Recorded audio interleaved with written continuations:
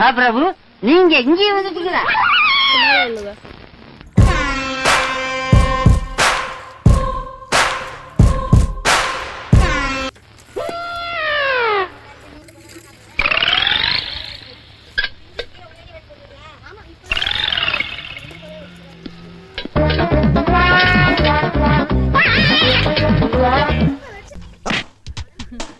வேணாம் வலிக்குது.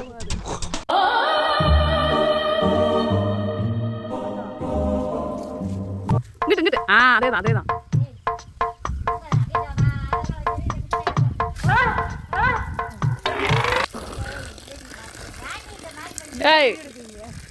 என்ன நீ பண்ணிட்டு இருக்க? புரியலையா? பார்த்த உடனே புரிஞ்சுப்பேன்னு நினைச்சேன்.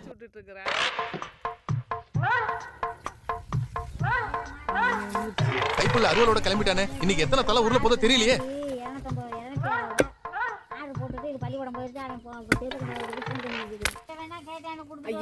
அமைதியா இருக்கே சித்த நேரம்.